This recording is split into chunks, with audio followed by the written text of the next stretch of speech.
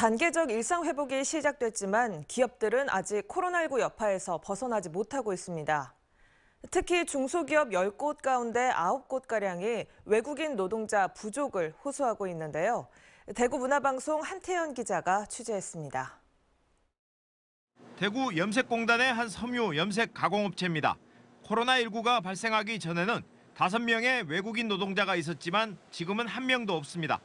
모두 고국으로 돌아간 뒤 곧바로 코로나19가 터지면서 신규 외국인 인력을 구하지 못하고 있습니다. 올해 하반기부터 주문이 늘고 있지만 국내 노동자보다 임금이 적은 외국인 노동자의 공백을 메우지 못해 어렵기는 마찬가지입니다. 외국 근로자들이 많이 부족합니다. 그러니까 일손이 부족하다는 건데 한 15% 내지 20%가 부족한데요.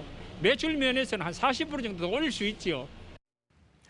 법무부에 따르면 현재 국내 체류 중인 외국인 노동자는 지난 8월 기준으로 21만 8천여 명입니다.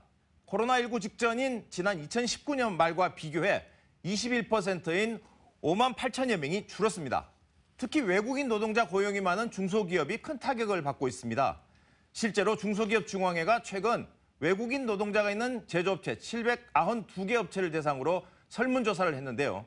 응답업체의 92%인 729개 업체가 인력 부족으로 어려움을 겪고 있다고 답했습니다. 중소기업들은 이 상황이 계속 이어지면 코로나19 이전의 생산량을 100으로 봤을 때 올해 생산량은 84.3%, 내년에는 91%로 여전히 노동인력 부족으로 생산에 차질을 빚을 것으로 예측했습니다.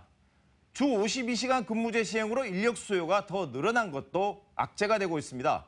응답업체 가운데 66%인 515개사는 해마다 4만 명 수준인 제조업 분야 외국인 노동자 도입 쿼터를 1만 명 더 늘려달라고 요청하고 있습니다.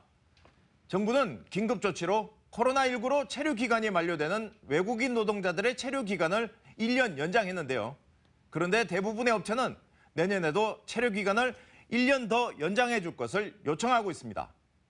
입국 허용 국가를 16개 송출 국가 전체로 확대하고 코로나 검사와 백신 접종 등이 이루어진 외국인 근로자에 대해서는 입국을 허용하는 등 외국인 근로자 입국 인원 확대가 필요합니다. 지난해 4월 외국인 노동자 입국이 중단된 이후 외국인 인력을 송출해온 16개 나라 가운데 지금은 캄보디아와 태국, 베트남 등 6개 나라 외국인만 입국하고 있습니다. MBC 뉴스 한태현입니다.